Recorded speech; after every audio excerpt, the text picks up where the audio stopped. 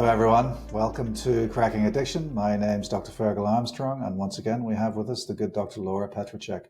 Laura, I thought we'd begin a couple of discussions around radical acceptance. So I've got two questions to set the discussion off. First of all, how would you define it? What is it? And then the second question is, why is it useful? What are your thoughts? What is it and why is it useful? So radical acceptance is allowing something to be. It is what it is a common phrase we hear. And it's not necessarily being okay with what happened, but that we can't change it. We could change our attitude towards it, but not the issue itself. It's acknowledging that you have the resources, emotional resources, let's say, to move forward and heal. Learning to accept reality is challenging, but it's the path forward to end suffering. There's a lot in there. Before we unpack that, why is it useful? Why are we even talking about it? It's useful because going back to the phrase, pain is inevitable, suffering is optional, it helps lessen suffering. And radical acceptance, these skills really help us lessen our suffering. So meaning by not accepting something, by ruminating over and over, we're adding suffering to the pain. So let's say, your mom died.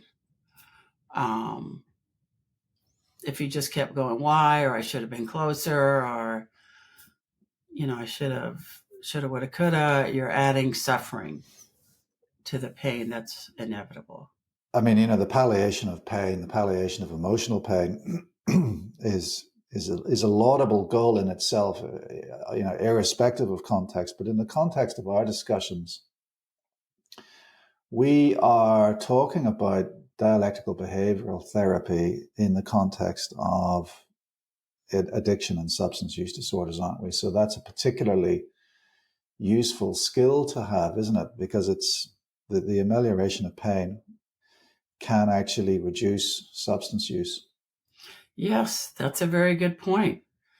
The more we accept certain situations, the less likely we become. What was that? The less triggered we become. Yes, less triggering, and then therefore the trigger is to pick up a drink or a drug, so then less likely to pick up a drink or a drug. So but it's also that's how I view it. Yes. I also look at this in terms of the first step, which for a lot of people is tough, meaning they're powerless over alcohol and drugs. For some people, they get it quickly. For some people, that takes years. And it causes suffering because they don't accept they have an alcohol and substance use problem. And they keep trying different formulas, different combinations, different everything, and so that the lack of radical acceptance also adds to addict or alcoholic suffering. So let's go back to the things that you said when we were explaining what it was, radical acceptance. When I talk about radical acceptance to people, a lot of people say, well, does that mean I should accept being abused or by my spouse or being bullied at work? No. How do you make that distinction?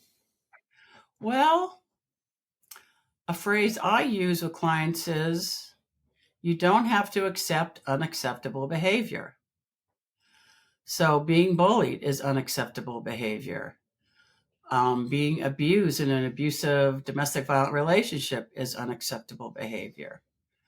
And sometimes clients aren't sure, is this acceptable behavior or not? Like, is this okay that he or she said this to me or did this to me? And so I think part of our role as therapists is to help clients, kind of differentiate. This is okay, but that wasn't okay that he or she did that.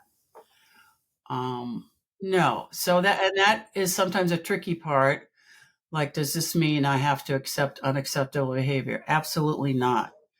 Doesn't mean you have to accept. It also means you have to recognize that distinction, doesn't it? But it still actually, though, means you have to accept, in a sense, the other person is not going to change. Like, they are who they are. So if you accept that, do you still want to be in this marriage or at this job if that person is who they are, which sounds abusive or is abusive? No, you could only change yourself. So after radically accepting this is what it is, then what's your next step or steps? Well, I was going to, draw this out a little bit. I mean, for some people who are in abusive relationships, they feel at times, or they're most, they feel frequently that there is no way out. So that's an unacceptable behavior on the part of a spouse or a partner. But for the individual concerned, there is no way out. There's no way of stopping this abusive behavior. To what extent is radical acceptance their accepting of that unacceptable behavior? Well, I wouldn't say there's no way out.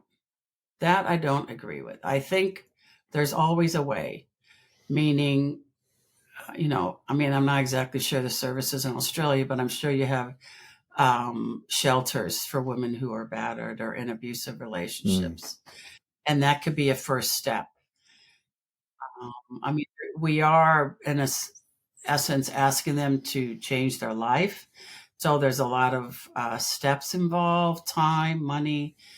But for a lot of women, I suggest the first step, if they don't have someplace to go, is go to a shelter. And then that will start the ball rolling. Right. And if you do have a place to stay, I still recommend they go to the shelter for counseling services or to be in a DV, domestic violence group. Because I think by telling women, well, it's primarily women, that they're stuck or there's no way out is adding to a sense of hopelessness, which is like the worst thing we could do to people struggling with an abusive boss or marriage and thinking there's no way out. The other thing I wanted to draw out was this idea of you can control your own reactions. And there is a space between every action and a reaction. And that space is the choice to either, accept or suffer. And so, this makes me immediately think of Viktor Frankl and his comments around that. What would you say to that? I love Viktor Frankl's book, Man's Search for Meaning. And I agree with his premise that, okay, this was a situation. They're in a Nazi concentration camp. But what is people's reactions, or in terms of Viktor Frankl, his response?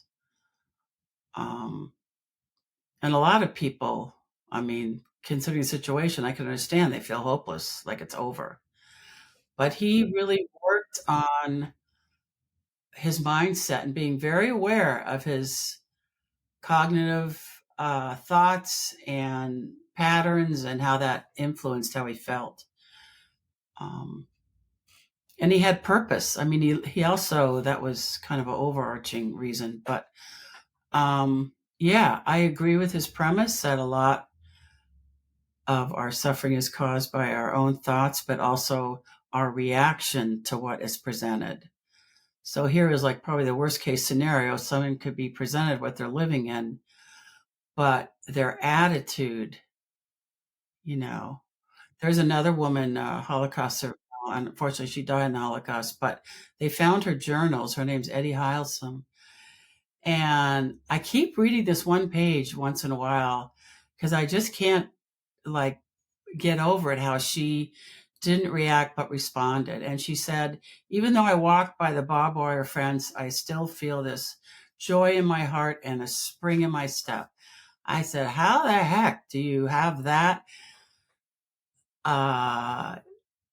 belief in life or that direction in life in considering where you are? I find that utterly remarkable, that she's not letting her circumstances dictate how she's going to live. or Or how she respond rather. feels. Yeah, or even how she feels. That's right. Yeah. So, would it be fair to say then that radical acceptance really lives in the space between event and reaction? Yes. Or it lives between event and response. Because if it's more of a So, response someone's giving, the more mm, likely they're going to accept it. Because mm, response is that space between, so you're not reacting. mm. Um, but yeah, it's that And I space suppose, between. Okay, X yeah, happened. What am I going to do? You yeah, know, like, okay, this is a very small, minor thing, but my daughter went on vacation. She leaves me with this car that's a fob and the battery's broken. I go to the dealership. Well, the dealership totally closed down. There's no dealership. So, but instead of like, it's like, okay, think, what are some problem solving things you could do? And I was so proud of myself that I didn't like go into a tailspin about it. I said, okay, I accept this is broken. I accept the dealership's no longer there. What is my next step? Yeah.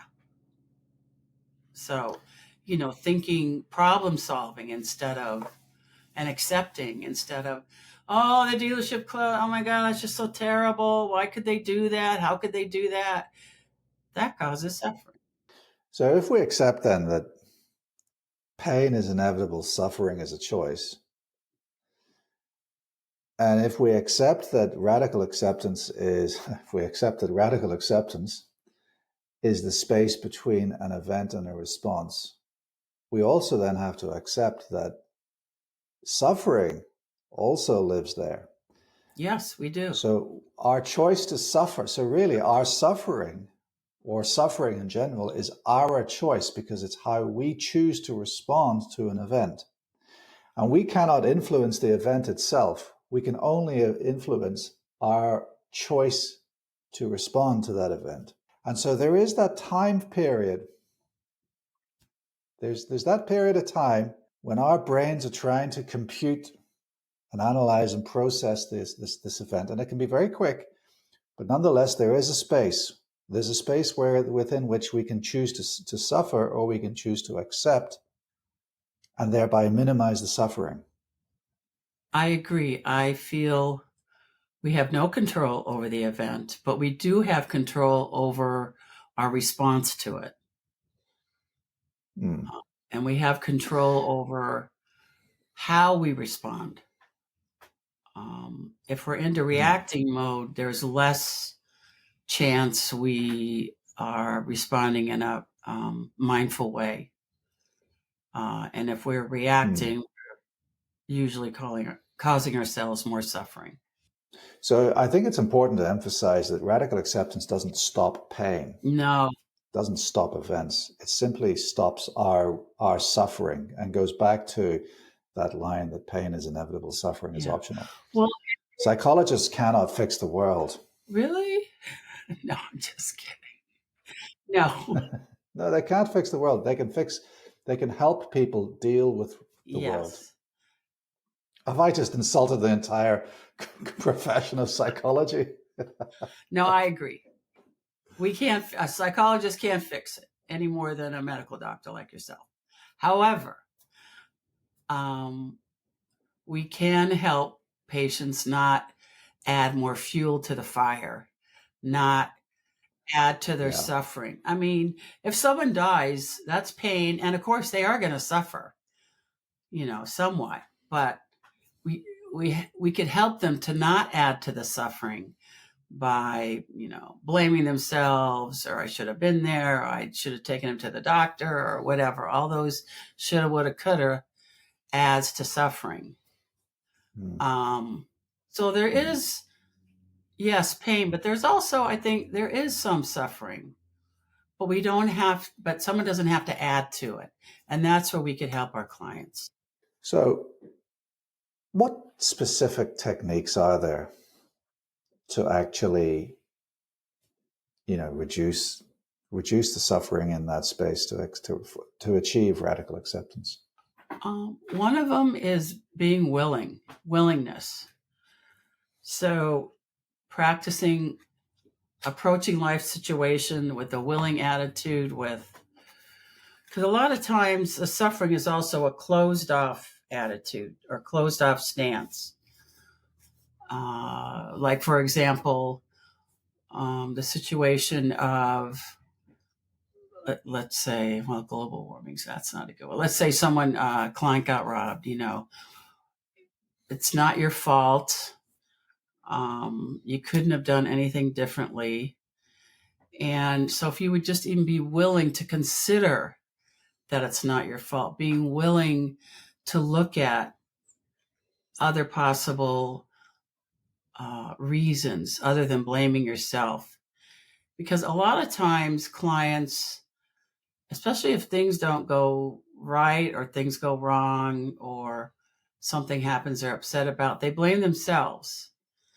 And so to help them, look at that, like beating yourself up is not going to help. That's going to add to suffering. So being willing to let yourself off the hook, that's one tool.